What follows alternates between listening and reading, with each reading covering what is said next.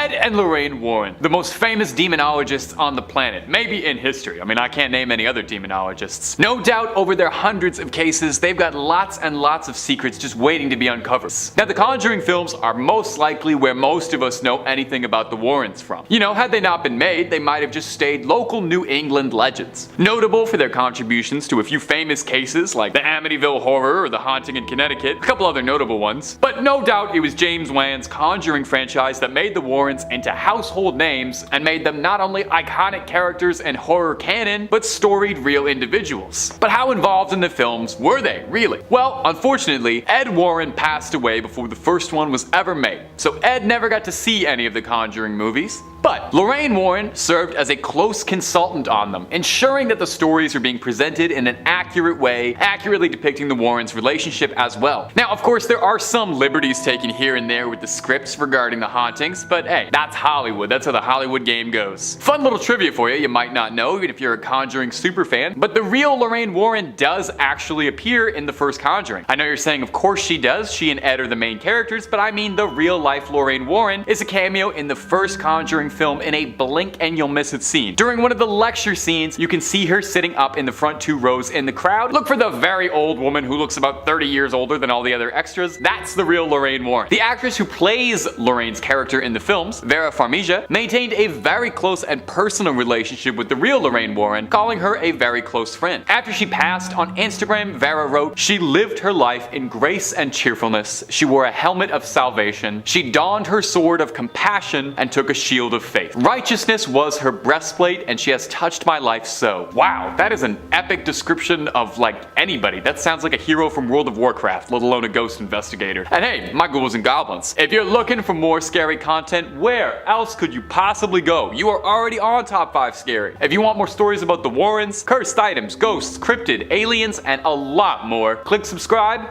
and stay scared, okay? Number 4. So what was real and what wasn't? Now, like I just said, The Conjuring is no doubt the most famous story involving the Warrens. But let's take a little look at how accurate the movie was to the real-life case. In 1971, the Perron family moved their 5 daughters out to their new farmhouse property and claimed almost immediately after moving in that they began to notice paranormal and supernatural occurrences. The eldest daughter said, "Whoever the spirit was, she perceived herself to be the mistress of the house, and she resented the competition my mother posed for that position. Ookie spooky." So there was a jealous spirit who had some serious spectral beef with Miss Caroline Perron. According to the family, every morning the house would smell like dead bodies. Okay, I've lived in a few places like that. But what was really eerie is that Caroline Perron claims she saw a spirit in her bedroom. "I was in my bedroom about 5 o'clock in the morning when I had the first visit. I opened my eyes and I saw the most frightening thing I have ever seen in my life. It was a very tall woman. Her head was like a sack of cobwebs with little tendrils of hair hanging out."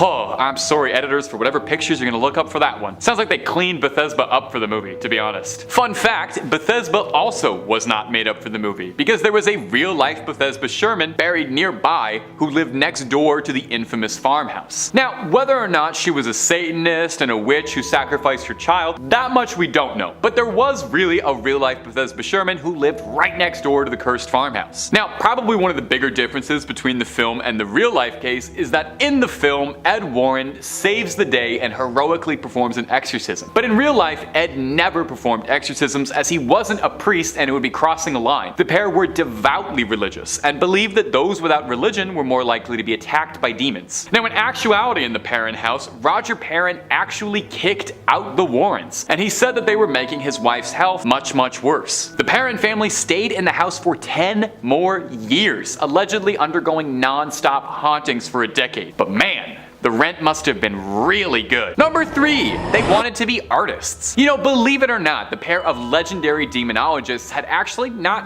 always planned on investigating the occult and the unknown. Does anyone really? You can't really go to school for that. When the two had married, they both had believed that they were going to make a career out of being artists. Ed Warren had gone to art school at New Haven, and Ed Warren began a modest career trying to paint landscapes, but he was not finding much success. He felt that he lacked a subject that he believed really spoke to people anyone made a connection with people, and he was struggling over this. As beautiful as a Connecticut landscape is, it just was not landing with people and he wasn't selling enough. He had held a long-standing interest in the supernatural and paranormal after an incident as a young boy where he encountered a ghostly spirit in his own home. So he decided that for his future endeavors, he would make a collection of paintings of local haunted houses. He would read in the newspaper for stories of haunted houses, then drive up to them, paint the houses outside, and then offer the paintings to the homeowners in exchange for information and intel about the haunting. He and Lorraine actually sort of got their start as paranormal investigators this way. They spent 5 years on the road, traveling as a pair of nomadic haunted house painters turned investigators, in which is no doubt one of the most unique ways to begin a career. Initially, Lorraine was more of a skeptic than a true believer, believing that most of the people they met and spoke to were just people with overactive imaginations. Obviously, she changed her tune a little bit as they made a storied career out of this. After spending weeks that turned to months and years on the road, Lorraine said she felt the similarities between each case, despite them all occurring in different states and communities, and saw a beauty in them exploring the world while Ed would be there covered in paint to explain the spirit world to their hosts. Number 2. They met real young. For a pair so closely connected to the spirit world, perhaps it was fate that would bring the two together as soulmates. Ed worked at the local movie theater in town and Lorraine would frequent it. One of her friends had told her there that there was an usher there that she thought Lorraine might take a fancy to. Lorraine wasn't much interested in boys at all, and it said that she was solely focused on her schoolwork and found most young men too rough around the edges. But when she bought a ticket, she recalled being charmed by the spiffy, energetic young usher, one Ed Warren. He had his hair coiffed and his pants creased, which in 1943 was the absolute fanciest a youngster could possibly look. Ever the gentleman. After the movie, Ed offered to walk all 3 girls home, but first offered to buy them all a Coke. Listen to that, he's like a regular Archie Andrews, this guy. He dropped a hearty 25 cents getting all 3 girls a soda, which again was the biggest display of wealth anyone in 1943 could possibly have shown off. He walked Lorraine's friends home, and when it was just him and Lorraine, she thought that it might look a bit salacious if he walked her home. She elected to walk herself home to the destination. Ed,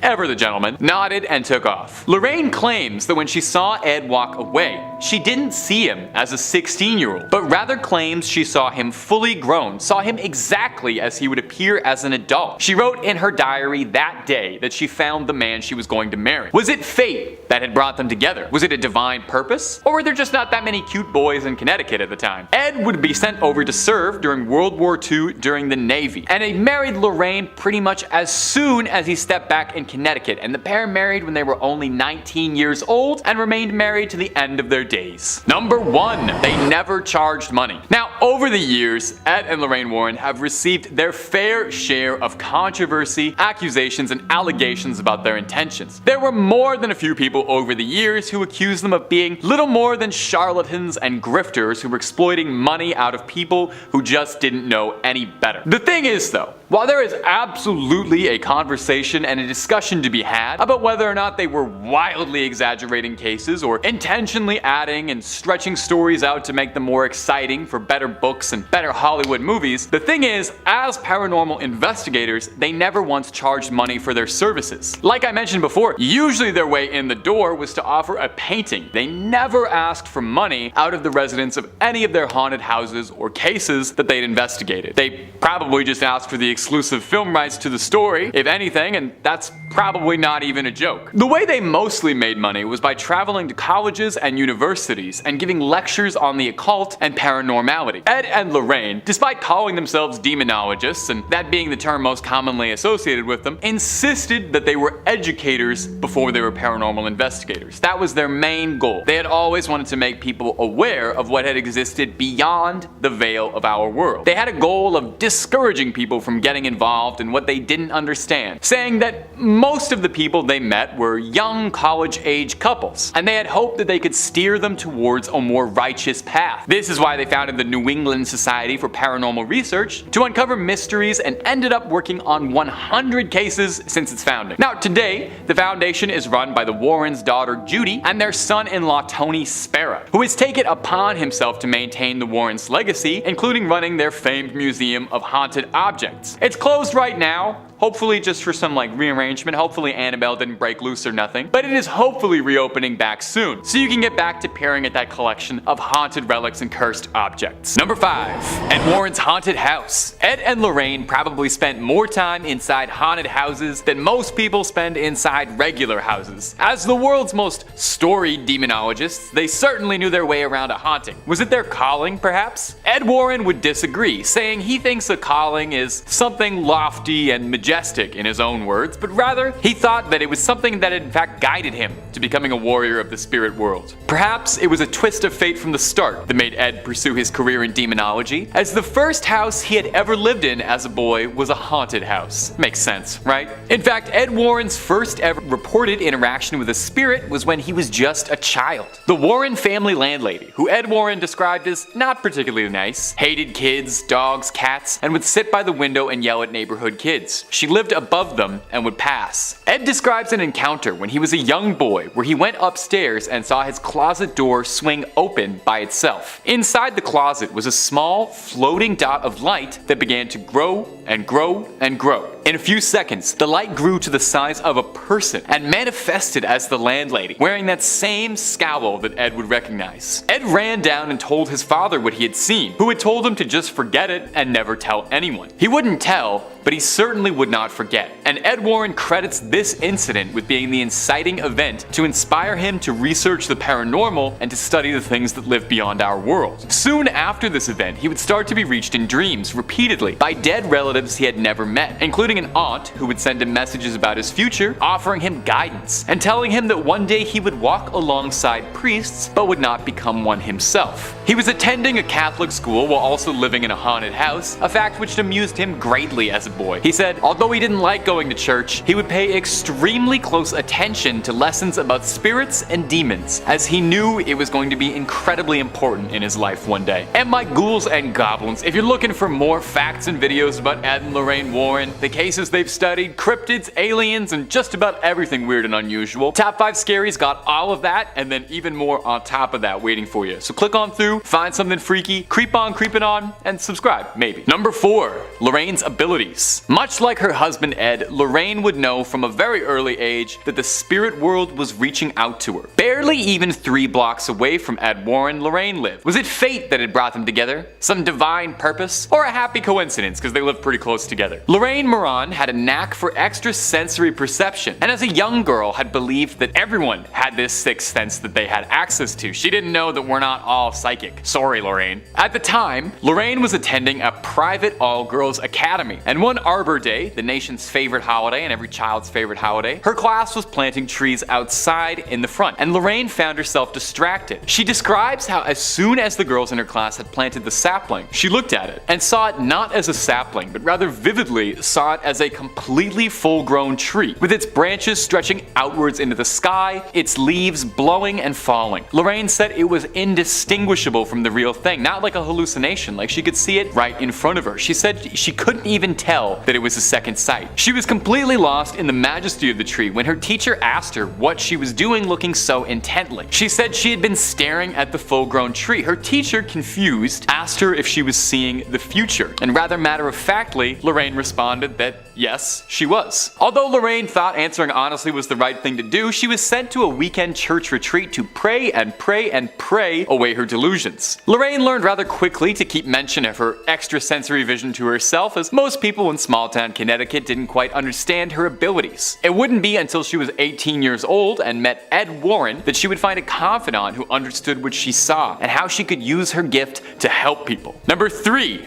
How psychic is she? Naturally, Lorraine's psychic abilities came into some scrutiny. I mean, that does make some sense. I mean, you claim you're psychic, people are gonna ask you all sorts of annoying questions like, are you really? No one just trusts you. Interestingly, even Lorraine herself didn't fully believe in the paranormal until she made a career of it. In the beginning, Lorraine was wary of just about everyone they had met, and believed that the people who were reporting these hauntings or describing strange things in their home were just speaking with an overactive imagination, or were just making things up for attention. And save that point for later in the video, because that's gonna come up again. It was only after working several cases where she started to notice recurring trends between everything that they'd worked on and all the the things that these cases were telling her that she started to believe that what she was doing was real and there was a grander connection to it all. After they started to become more well known for their work on the cases that inspired the Conjuring or the Amityville horror, there was some outcry from people who said that Lorraine was faking this and the two of them were faking it. So to quiet her critics, Lorraine had herself tested by a doctor named Dr. Thelma Moss, who is a parapsychologist studying abilities outside the human experience. Researching things like extrasensory perception, the spirit world, Lorraine went for extensive psychic testing, and the doctor had reported that Lorraine was an above average clairvoyant. Ooh, put that on the fridge. In the 80s, Lorraine and Ed were renowned enough as psychics that even law enforcement officers took note of it, and had actually requested for Lorraine Warren's aid on a string of missing persons cases, believing the help of a psychic would be just what they needed, a move that was seen as a bit controversial at the time. Number 2. Their relatives carry on their legacy. Although Ed and Lorraine Warren themselves unfortunately are no longer with us, they worked hard to ensure to pass on their ideas, their teachings, to ensure that their legacy would outlast their mortal forms. And I mean, that's kind of if you believe they're really gone. I mean, these people worked with spirits their whole life. They've got to be out there somewhere, their spirits guiding, right? In 1952, Ed and Lorraine founded the New England Society for Psychic Research as a way of tracking and documenting their cases. As well, famously, just like shown in the movies, Ed and Lorraine kept a magnificent museum of all the cursed relics, horrible things, and demonic objects that they'd encountered over the years in their cases, including the infamous Annabelle amongst many, many others. She doesn't quite look like how she does in the movies though, she's a little more raggedy in real life. But with Ed and Lorraine no longer around to run the society, it was now left in the hands of their daughter Judy and their son-in-law Tony Spera, who has taken it upon himself to maintain the Warrens' legacy and is a demonologist and paranormal investigator of his own volition. He inherited their museum of cursed objects and he takes care of their most dangerous ones, maintaining the rituals necessary to keep them cleansed and pure. Now,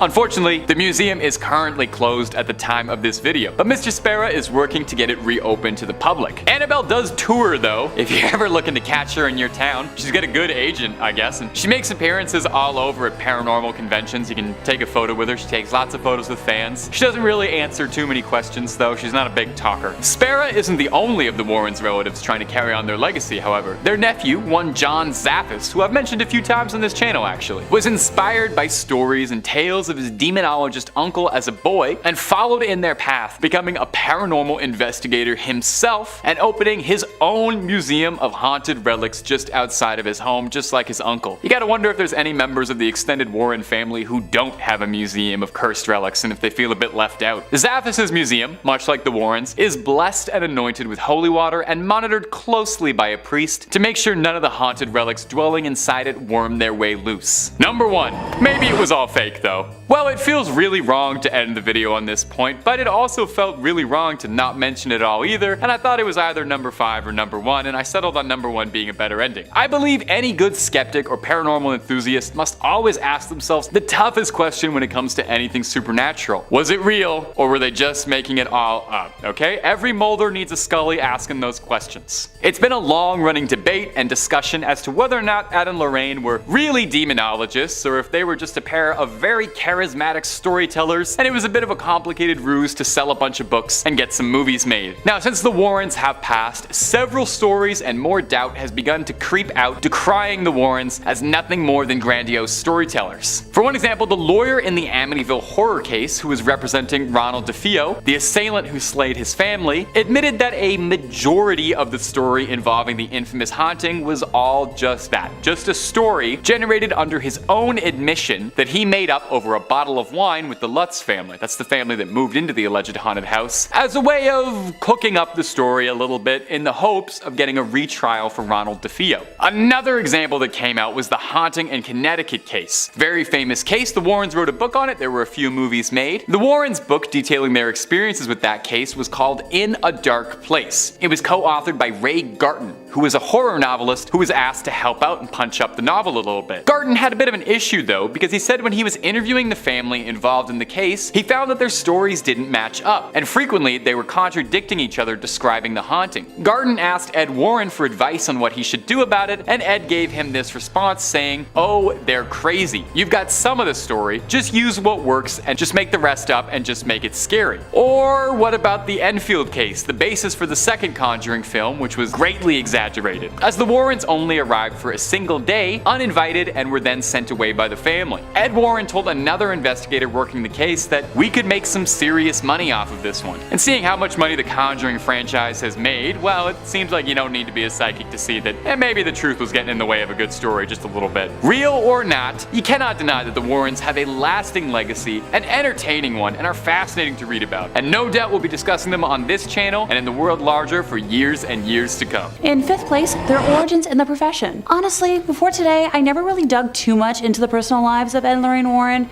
preferring to focus my interest on their professional work, and only really knowing about their daughter Judy from the rare time they mentioned her in one of their books, and her husband because of all the rare footage he's publicized since Ed and Lorraine's death. Outside of the Hollywood romanticizing, which I promise I'll touch on eventually, how did Ed and Lorraine actually fall into this line of work? So Lorraine was 9 when she first saw auras. She thought everyone saw them, but found out quickly otherwise when she brought it up at her Catholic school, when she compared the lights surrounding the Mother Superior and Sister Joseph, and was told immediately to never talk of what she saw ever again, learning to, hide her gifts or joke it off. Ed, on the other hand, grew up in a haunted house. He'd look into closets and see faces, one specifically of an old lady. The temperature in his room would drop and he would hear footsteps and heavy breathing. When he brought it up to his father, he was told that, there's a logical explanation for everything, and just leave it at that. So they both did their very best to try and ignore their gifts, wanting to live normal lives, but the universe threw them together and had different plans. Ed had a near-death experience while serving in the Navy during World War II, when the ship he was on collided with an oil tanker in the North Atlantic. A fire erupted and all of the men on the ship had to jump overboard. As Ed was in the icy water, he prayed for help and was soon rescued, believing it to be from cosmic interference. So after that experience, he returned home and asked Lorraine to marry him, and they got married almost immediately.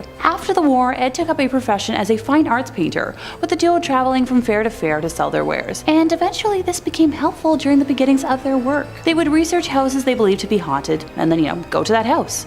After Ed would paint the domicile, he would hand the painting to Lorraine, who would knock on the door and offer the homeowners the painting as, their ticket into the house. Once she struck up a conversation with the homeowner, they would learn more about the property and hauntings, if there were hauntings, that is. At one house, which already had, some local notoriety as a supernatural hotspot, Lorraine went into spontaneous trance and claimed that this is where she learned not to fear death. I thought there was more to that. In 4th place, we have the White Lady hoax. Just so we all have the same context going into this, the White Lady is the name of the ghost that haunts the Union Cemetery in Easton, Connecticut. So most locals believe her to be the ghost of Harriet Seeley, whose young son passed shortly after being born, with Harriet herself passing soon after. Legend believes she may have died in hopes of finding her son, and still wanders their final resting place searching him out. Other folks believe the White Lady is the ghost of a woman from the 1940s who killed her husband and later herself and is, doomed to wander the graveyard. Her physical description is the one thing that remains consistent.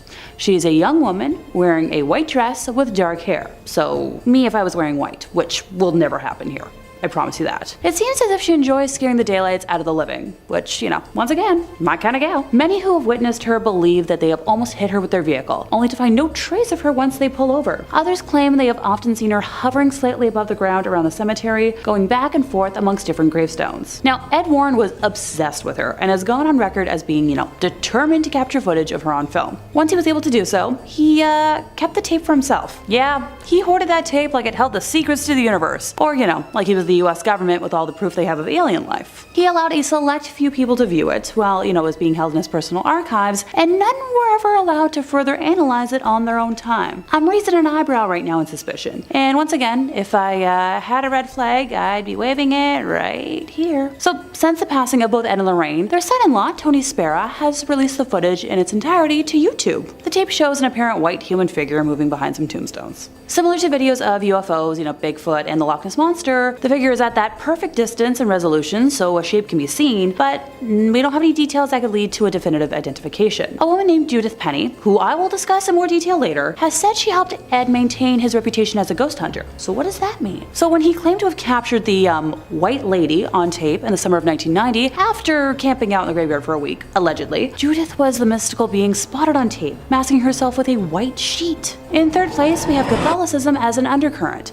This is probably the only thing that has always bugged me, and while it might be less of like a secret in the gotcha sense, allow me to explain. Hauntings Ed and Lorraine spoke about were caused by people who refused to conform to traditional family values. Only people who submitted to the patriarchy and the church could be safe in their eyes. Their 1980 book, The Demonologist, kind of explains it all. That Ouija boards would get you haunted, but so would reading books about witchcraft, owning an image of a non-Christian deity, or attending conscious raising groups. The horror in Amityville was supposedly aggravated when the unlucky homeowners engaged in the unholy pagan practice of, meditation. Addiction, depression, and disobedient children were all satanic. Hate, rage, despair, misery, drunkenness, and a sense of worthlessness will attract the demonic in a snap, according to Ed. One story in The Demonologist centers on a young woman who succumbed to evil after being fornicated with against her will. I do own this book, and I remember that not sitting super well with me. It was essential not just to stick with the status quo, but to be satisfied, with Ed going on record as saying,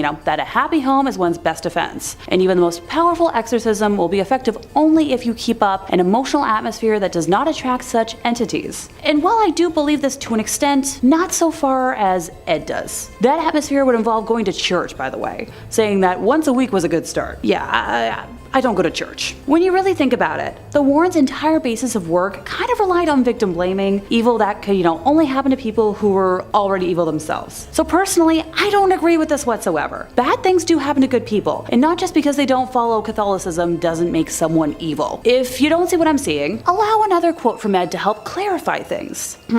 People who do negative or patently unnatural things are essentially doing the devil's work for him, and actually attract negative spirits to their side. Ed Warren was the homophobic brand of Catholic. Yes, I'm fully aware that not all Catholics observe this, and while most do not, Ed fell under that specific strain that sadly does. As a queer gal who didn't fully learn this until today, it kind of broke my heart that people who were so open to helping others and the unknown could be so close-minded. In second place, we have fraudulent items in the museum. So Ed and Lorraine were investigating numerous cases from the 1950s until they passed, right? And they founded like a whole society devoted to the research and investigation of the paranormal in 1952. Not to forget their entire museum attached to their home dedicated to objects from their cases. So, explain to me how their website only has 10 public case files, and why so much from the museum looks like leftovers from a spirit Halloween. Doesn't anyone else find it pretty suspicious that we only get details from their really big news cases, while artifacts from other lesser cases are barely a footnote and have no story or witnesses attached? So in one corner of the Warrens Occult Museum is the skin of a tiger that is said to have killed 33 people in India while possessed by a demonic spirit. But yet, when I try to research this were-tiger, I find no account of any reportings in history about such a case, outside of,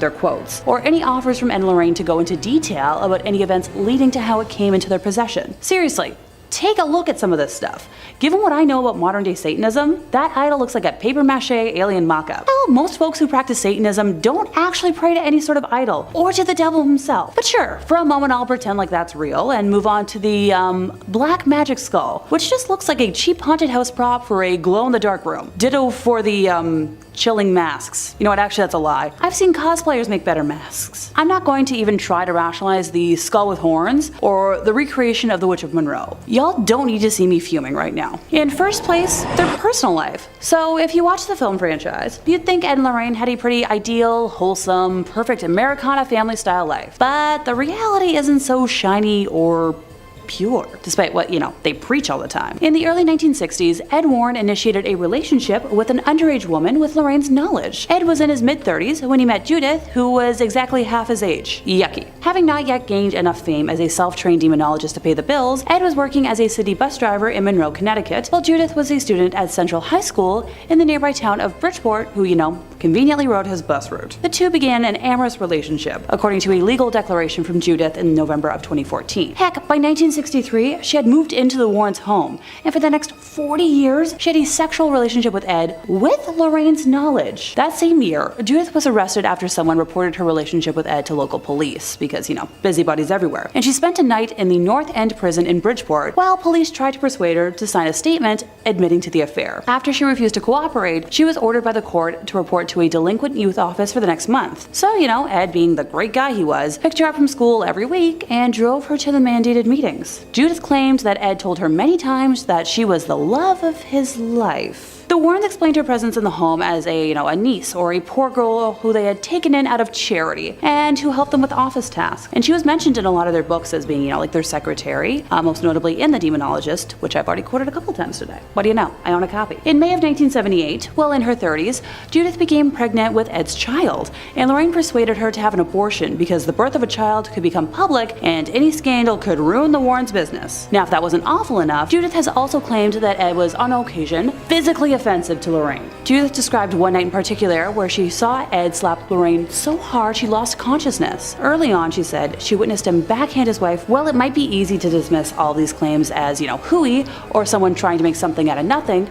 There's an interesting element from Lorraine that kind of proves this to be true. So when Lorraine signed on to consult on the Conjuring movies, she got a contract that states that the movies will not feature negative information about the Warrens, mentioning specifically intercourse with minors, youngling bad videos,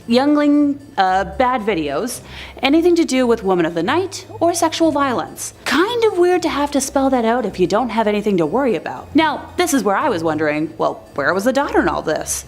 Judy is still very much alive. What does she have to say about it? She spent most of her years living with her grandma and not her parents, claiming that it was because her parents were always traveling, so it was the easier and safer option. Her parents told her that they took Judith Penny in so she could have a place to stay and watch their house. But their daughter could have helped watch the house if she lived with them. Just saying. Number 5. Their relationship. Now, the movies portray Ed and Lorraine Warren as a perfect couple. A pair of demonologist ghost hunters that nothing could possibly stand between. No demons, no spirits, no troubles in the marriage. Well, in reality, there are claims, pretty substantial ones, that the relationship wasn't quite as picturesque as the movies made it out to be. The pair lived with a girl named Judith Penny, someone who is notably absent through the movies. Judith later in life revealed some truly shocking secrets and allegations against the pair. She suggested that Ed acted violently to Lorraine behind closed doors and claims that on more than one occasion he struck her. Penny said in a recording to The Hollywood Reporter, "Some nights I thought they might end each other's lives." Of course, the Conjuring movies are nothing like that, and portray them as a fairy tale storybook couple almost. It's a very stark contrast. The production company was strong-armed into showing the couple as loving as possible in a deal by Lorraine Warren for the films after Ed had passed away. A producer for the Conjuring films, Tony DeRosa Grund, spoke out against Ed Warren in an email to top Warner Brothers executives, referring to him as a violent husband and a criminal. He said, "Lorraine enabled, she knowingly allowed an illegal relationship to continue for 40 years. They lied to the public." Now, we've got lots of videos on Ed and Lorraine Warren, whether you're a fan or a hater. We've got lots on the topic. But if that's not your jam, we've got cryptids, conspiracies, true crime, fake crime, aliens, pretty much anything scary under the sun. Top 5 Scary's got a video for. So click on through, find something to scream at, and subscribe, but do that when the credits roll, okay? We worked hard on this video. Number 4, Judith Penny. Perhaps the most serious claim regarding the pair had nothing to do with ghosts or spirits, but it was the nature of the relationship with Judith Penny and Ed Warren. In 2017, evidence surfaced from Judith herself to suggest that the movies left out one of the biggest details of their lives, that Ed Warren was involved in an extramarital relationship with an underage girl. Judith has sworn that she spent 4 decades living in the Warrens' house as Ed's lover, but that the relationship began when she was 15.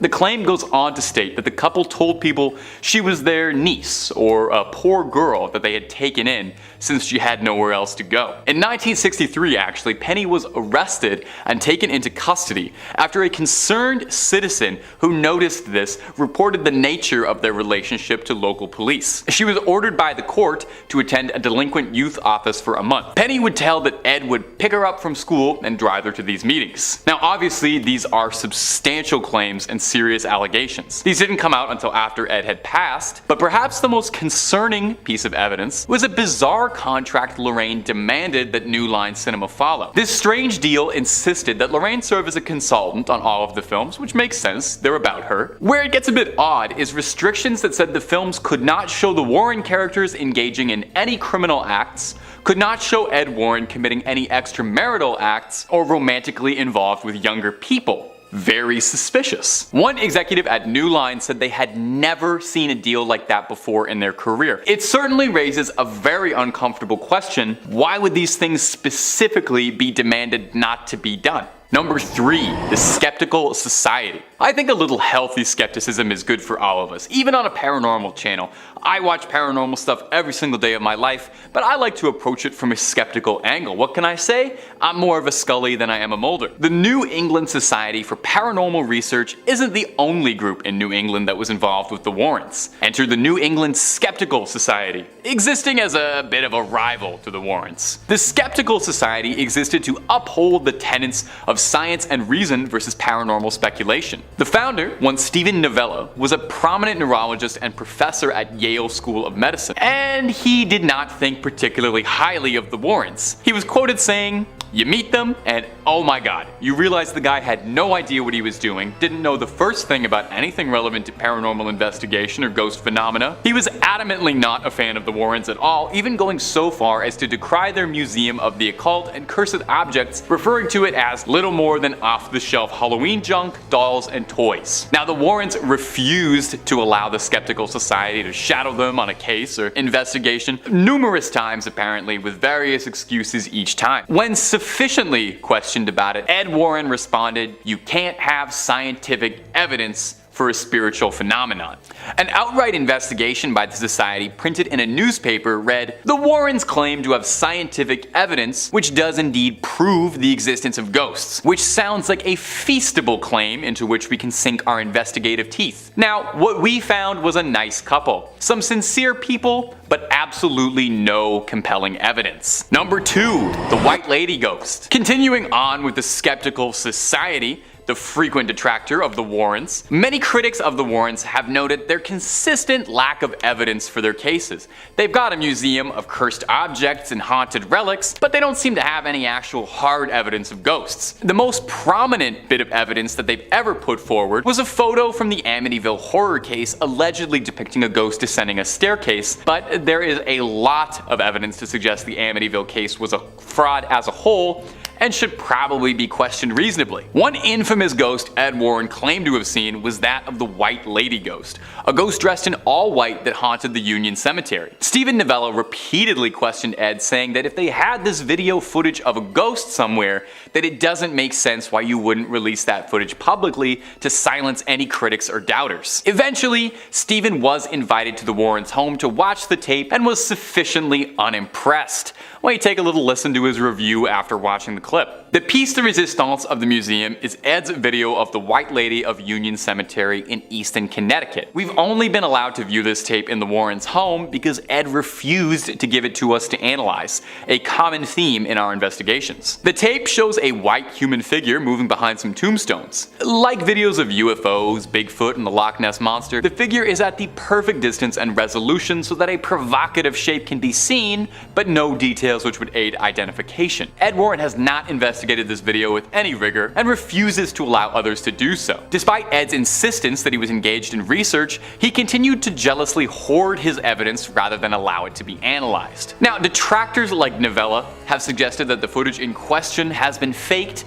and it was just someone in a sheet. This footage actually is available now. After decades and decades of just talking about it, you can see the footage for yourself. It's available now on their son-in-law's personal YouTube channel after Ed had passed, and I will admit it is a bit blurry. It is kind of hard to make out anything. Number 1. The Amityville Hoax. Now, besides The Conjuring, one of the biggest cases the Warrens were ever involved in was the Amityville horror. Before the Conjuring cinematic universe kicked off and they made 3 Annabelle movies, they were making films and books about the Amityville story. It gripped America as it was a truly bizarre haunting case. Well, except for the fact that there seems like there's a big pile of evidence to suggest the case was greatly exaggerated for the cameras and media. The book was a bestseller and the movie was a hit, but take a listen to some smaller inaccuracies. For one, the Lutz claimed that they found demonic footprints in the snow, but weather records around the time of the incident showed there was no snowfall. The book and the film also both refer to police being called to the house, but no records show that police were ever contacted during this time. Perhaps most incriminating is William Weber, who is the attorney for Ronald DeFeo, has claimed multiple times that the entire story was all a hoax collaboratively created between the Lutz family, novelist Jay Anson, and the Warrens. This wouldn't even be the first time it seemed like the Warrens were more interested in a good story than the truth. The Haunting in Connecticut story was written into a non-fiction novel by Ray Garton. a horror novelist who was commissioned by the Warrens to tell the story. He claims that he found the experience very frustrating as an author because while he was trying to report on the story, the Snedeker family involved in the case could not keep their details straight and were providing several conflicting stories. He pressed Ed Warren on it, and Ed told him, "They're crazy. All the people who come to us are crazy, that's why they come to us. Just use what you can and make the rest up. You write scary books, right? Well, just make it up and make it scary." Number 5 on this list is the haunting in Connecticut. This haunting is the haunting of the Snedeker family. List verse writes, after renovations on the house were complete, Carmen Snedeker entered the basement for the first time. There, she found embalming equipment and body tags with the names of the deceased. The family soon realized that the house was infested with demons. Carmen witnessed the water in her mop bucket turn a different color. She recalled the mop water was blood red. I mean a deep, deep red. It made my skin crawl. The middle son said the lights were coming on and off and on and off even though there was no bulbs in it. Ed and Lorraine Warren assisted in performing an exorcism on the house, which has brought closure to the family. Since then, no further paranormal activity has occurred. The Snedeker family remained in the house for 2 more years before they relocated to Tennessee. So guys, all of this is well and good, and it's what the Warrens want you to believe. Is it true? Probably not. You see, they had someone come in and write a book about the events that happened here. He went in and interviewed the family multiple times, and it turns out that they couldn't keep their story straight at all. They were all over the place, and it felt like nobody actually knew what happened. Then he went to Ed and told Ed that he can't write this story because nobody has any idea what actually went down, and you know what Ed said? Just make it up. That's literally what happened, guys. The story about this place is just made up, and it was probably never even true to begin with. Also, while literal mop buckets were filling up with blood downstairs, the upstairs neighbor was totally fine and just living their life.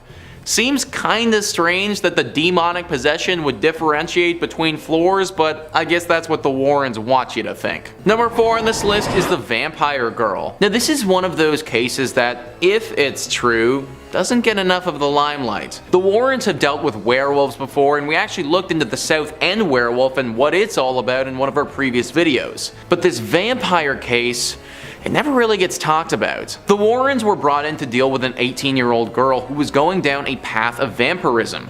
This girl was very interested in death and the underworld. She started performing satanic rituals by herself and, as you'd expect, ended up becoming possessed. The possession was clearly vampiric in nature, and the demon was hungry for blood. It's said that she would wait in cemeteries for unsuspecting victims and then attack them right when they got there. It was reported that 16 people were bitten by this girl, and she would actually drink their blood. To my knowledge, nobody was killed, but there were obviously some pretty serious injuries involved. Now what strikes me as odd is why this case hasn't been discussed more. It almost feels a bit like a secret because it's never brought up and largely forgotten about. Yet, when you consider what actually happened and the events that transpired, this is one of the most shocking things they ever did. The fact that we don't bring up this case and talk about it more actually leads me to believe that if there is any truth to be had in the Warrens' exploits, it might be here. Maybe they were actually trying to protect the world from the truth here. The truth that vampires are potentially real. Number 3 on this list is Ed's relatives. This is something that really doesn't get mentioned a lot, but Ed Warren saw demons just like the rest of the people he tried to help. I think the media often portrayed the Warrens as these almost superhuman individuals who were impervious to the will of paranormal entities, but Ed certainly struggled with this growing up and for much of his life. Apparently, Ed would be frequented by the ghosts of long past family members. These paranormal entities would speak to him and tell him to do things. He was pretty private about what they would say to him, but we know that he did in fact get frequented by them. Who knows what they could have told him to do though, or how long he was seeing these visions. I think the reason that this was kept under wraps for a while was to preserve Ed's image as the person who comes in and saves people from these paranormal entities, rather than potentially somebody who suffers from them as well. Number 2 on this list is Arne Johnson. This is the the infamous devil made me do it case. Arne Johnson killed his landlord in 1981 by stabbing him to death. When he was brought to court though, he claimed that he was not in control of his actions and the devil literally possessed him and made him do it. Now this is pretty serious stuff, so how does Ed and Lorraine Warren fit in? Well, it's been speculated that Ed and Lorraine might have made the entire thing up, which effectively means that they were trying to get a murderer to go free based on a blatant lie.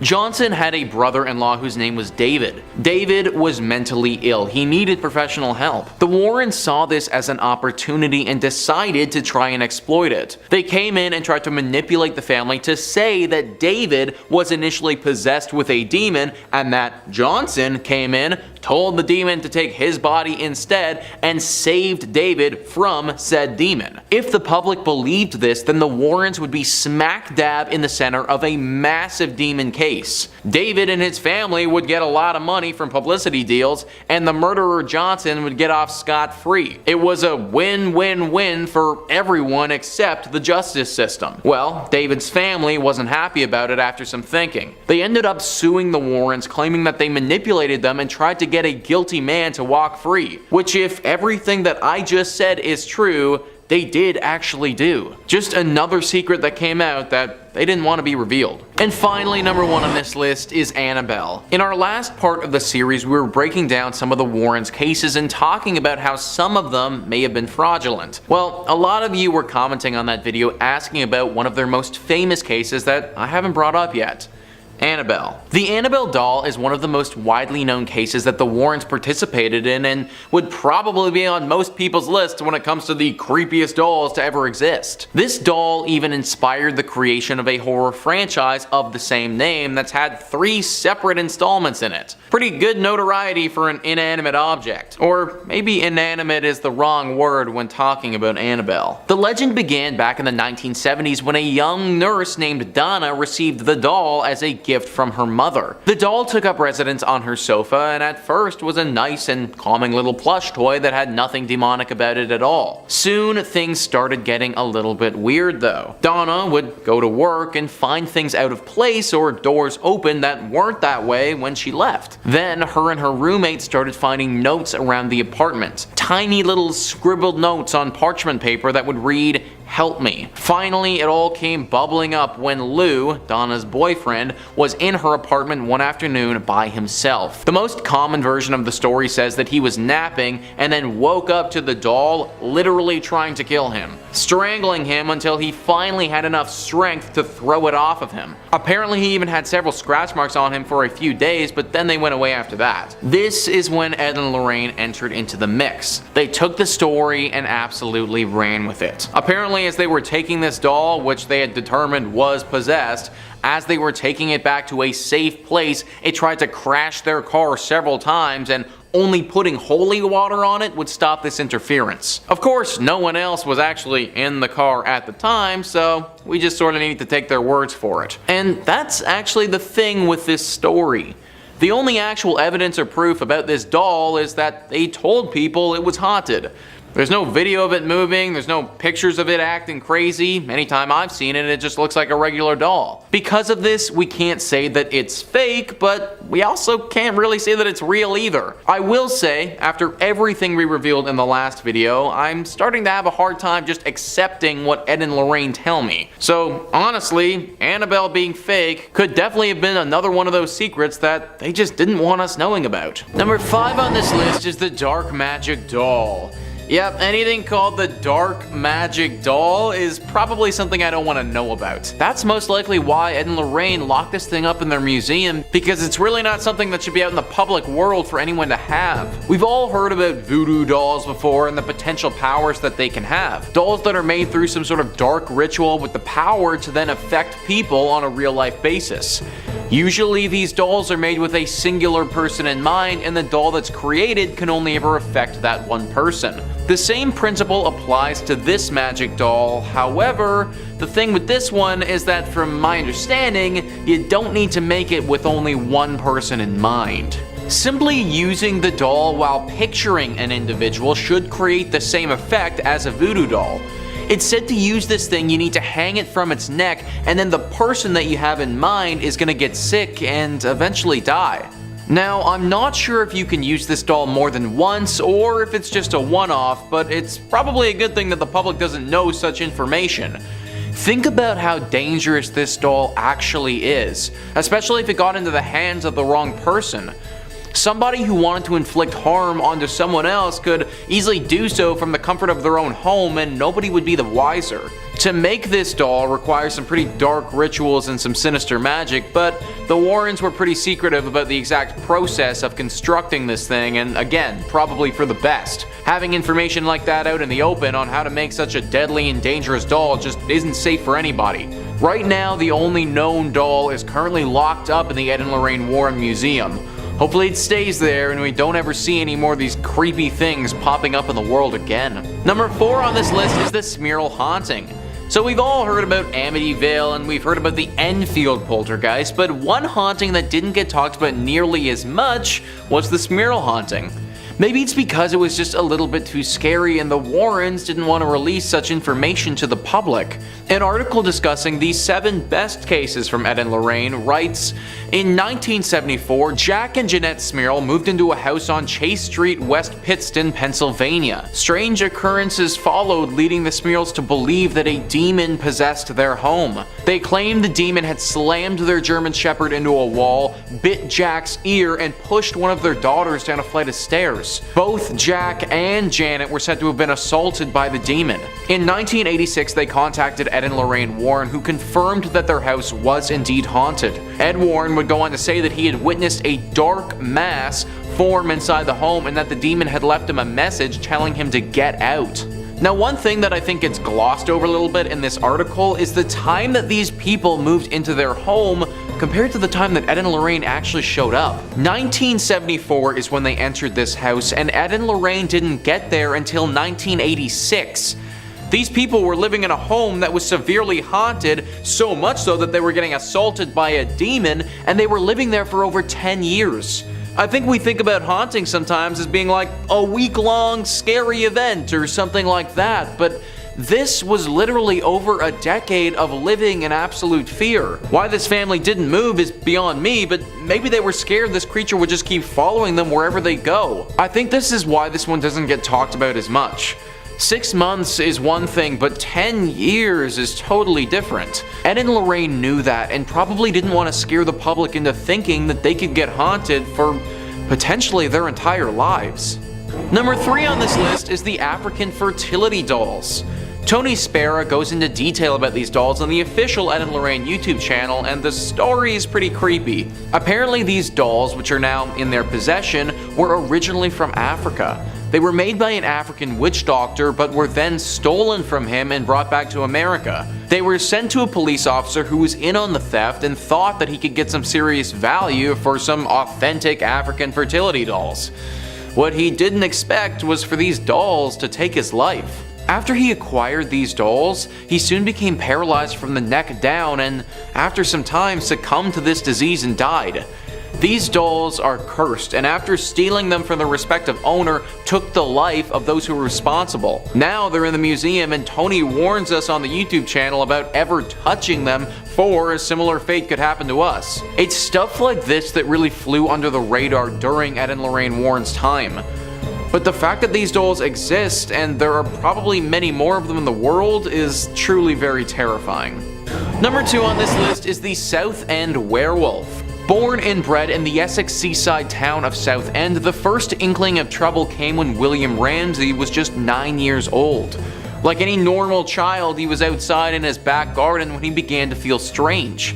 It was deep into one Saturday afternoon in 1952 when an icy blast of frigid cold swept over him. Perspiration froze on his skin and a foul stench came close to making him vomit. The bewildered youngster only had 2 things on his mind: running away to a life on the ocean wave and wolves. By this time he was close to the garden fence, and only the calls of his mother brought him out of whatever had gripped him.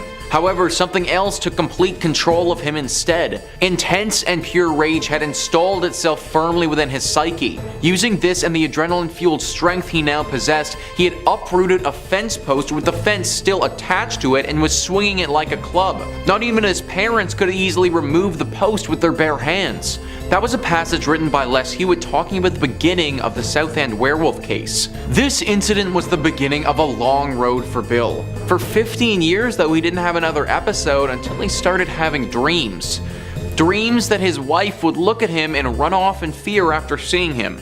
These eventually ceased, but then 15 more years later at a party, it all came out. Apparently on the drive back home from this party, Bill lost it. He turned into a complete animal and the wolf came out. Scratching and biting at the driver, Bill had completely turned into a werewolf.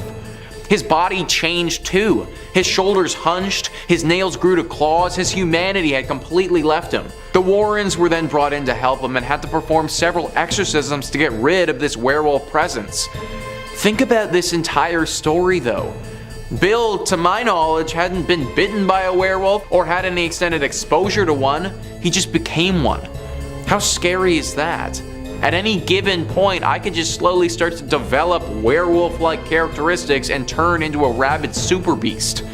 I think that's why this case didn't get as much media coverage as some of the other ones. Just the fact that something like this could happen, and I mean, that could really scare the public. And finally, number 1 on this list is the Shadow Doll. So we already talked about some other dolls, but this takes it to a whole nother level. You know the horror movie franchise Chucky? Where the doll is possessed with a serial killer and it's out to get people, like that whole bit? Well, this doll makes Chucky look like the sort of thing you invite to your kid's birthday party. Yeah, it's pretty freaking bad. The Shadow Doll, for one, looks absolutely terrifying. It looks like this woman with a white face totally covered in black robes with chains and spikes sticking out of her. It's apparently made of bones and even has a human tooth in it. Now, even though this doll doesn't operate like Chucky and move around in the real world, it does something even more terrifying. Anytime you go to sleep, you aren't safe if the Shadow Doll has you in its sights. It's said that this grotesque-looking creature will come to you while you're sleeping in your dreams and terrorize you. It isn't said to be a quick kill either, like this thing's pretty sadistic in how it haunts you. It will keep coming back over and over and over again until finally it terrorizes you to a point where your heart literally stops out of fear and you never wake up. Think about how horrible that would be. To be absolutely terrified of going to sleep because you know that the second you close your eyes, this shadow doll could be upon you and it might be your last night ever. Similar to the other dolls that we talked about, this thing is locked up in the museum, but I personally don't think that's enough. I know that the Warrens like to show this stuff off, but honestly, screw it. This thing is far too dangerous, burn it with some fire, and let's be done with it.